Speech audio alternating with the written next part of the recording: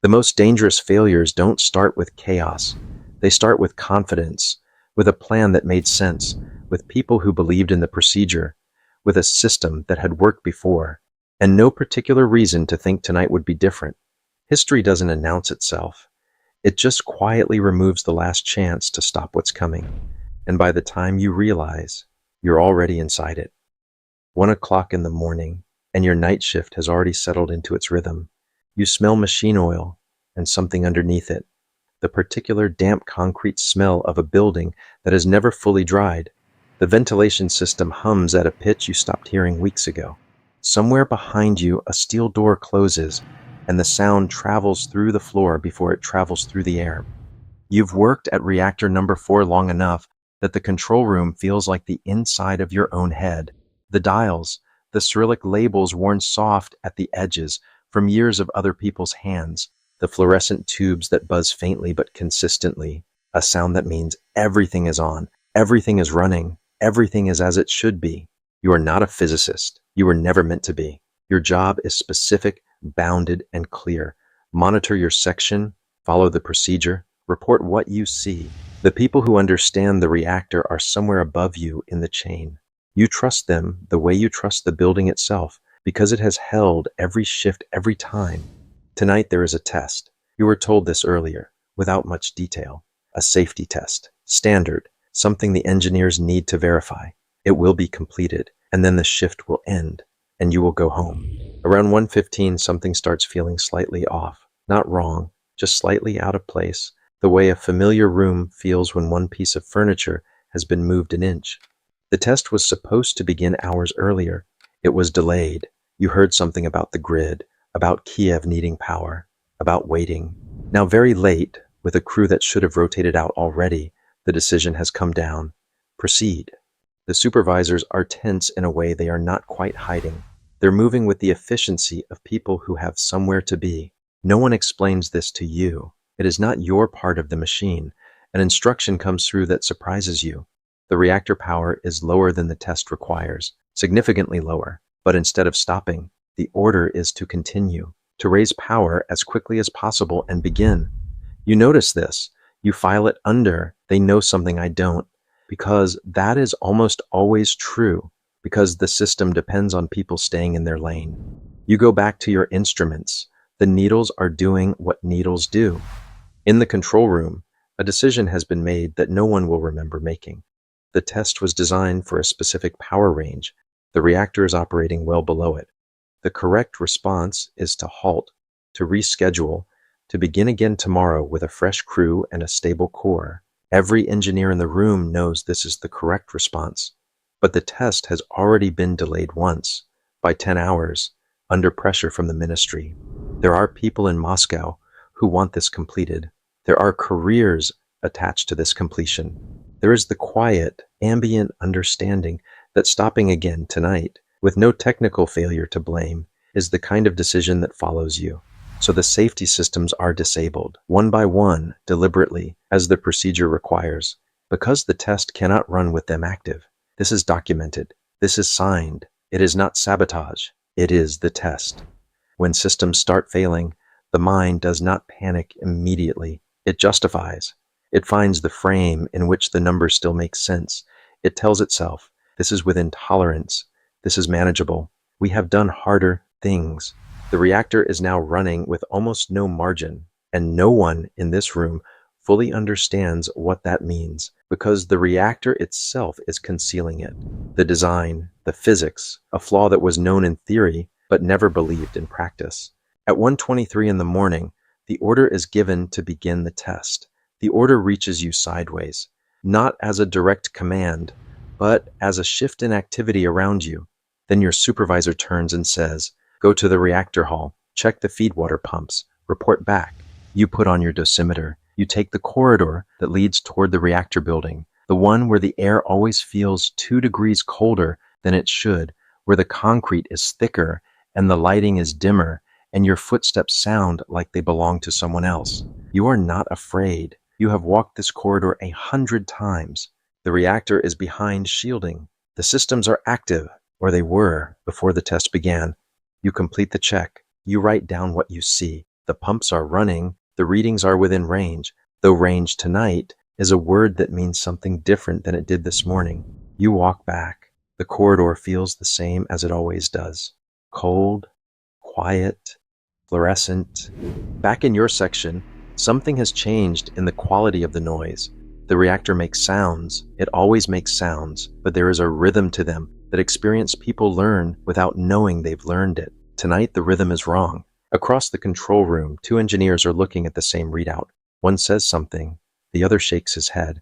The first one reaches for the controls. The power is spiking, not the slow, manageable rise of a reactor coming up to speed, but something faster, something that is not responding the way the model predicts. An emergency shutdown is initiated. The control rods begin to descend. What no one in this room knows, what the design never communicated clearly enough, what the training never emphasized, is that these particular control rods, in this particular reactor, at this particular moment, will make the reaction accelerate before they slow it.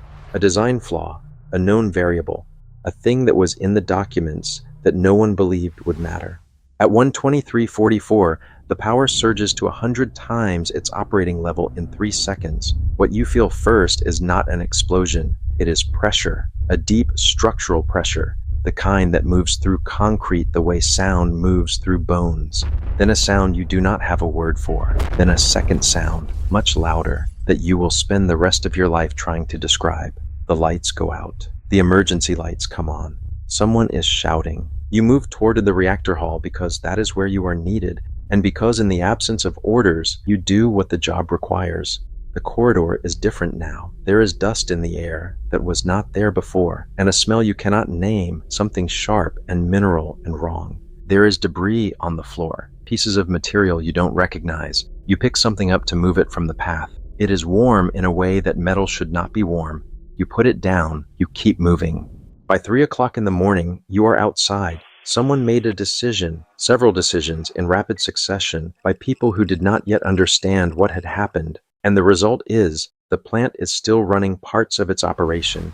The fire brigades have arrived, and the official position is that the reactor is damaged but intact. This is what is believed by the people saying it. In this moment, with the information they have, you are told to remain on site. Then you are told you can go. Then no one tells you anything, and you make the decision yourself, because the shift is over and there is a bus.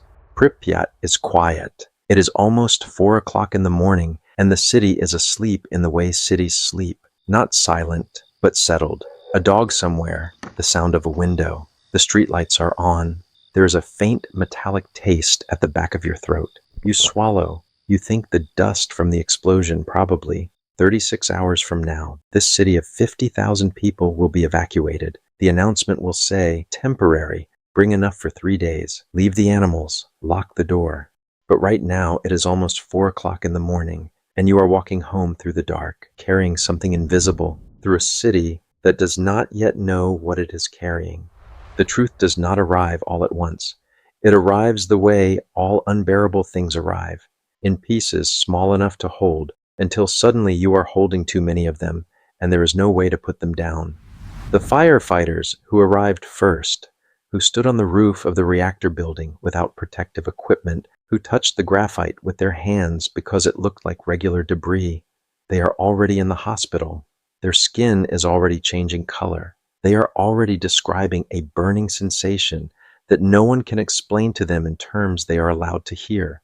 In Moscow, the calls are going up the chain. The numbers are being read and reread because the instruments that measure radiation go to a certain level and then stop. What they do not say, because they do not know, is that the true reading is orders of magnitude higher. The evacuation order comes at 2 o'clock the following afternoon, 14 hours after the explosion. The delay is not malice. It is the same thing it has always been. The belief, sincerely held, that the situation is manageable, that stopping everything, alarming everyone, disrupting the entire region is a higher cost than the risk justifies. By the time the buses come, the invisible damage is already done, not just to buildings, to bodies, to the cells of people who were told to go home and rest. There is no undoing this. There is only the radius expanding outward. There is only the wind. You like to think you would have seen it coming, that you would have asked the question no one asked, pushed back against the pressure, refused to run the test at 1 o'clock in the morning with an exhausted crew and a reactor operating far outside its designed parameters. But you would have been in the same position as every other person in that building. You would have known you're part of the system and trusted the people who knew theirs. You would have felt the same pressure to continue, to not be the one who stopped everything over a feeling, over a reading that was almost within tolerance, over a concern you couldn't fully articulate to someone who outranked you. Chernobyl was not caused by stupidity. It was caused by the perfectly ordinary human tendency to keep going, because stopping is costly, because the system has worked before, because the people in charge seem confident, because doubt in a hierarchy is expensive to express. The reactor at Chernobyl had a flaw that was known. The procedure had risks that were understood. The pressures that drove the timeline were real and institutional and would have felt to anyone inside them like common sense. That's the nature of catastrophic failures. They don't feel like catastrophes while they're being built. They feel like reasonable decisions made by reasonable people under conditions that made stopping seem like the irrational choice. History doesn't ask who you could have been. It reveals who you are when the system is moving, when the pressure is real, and when there's no longer time to decide differently.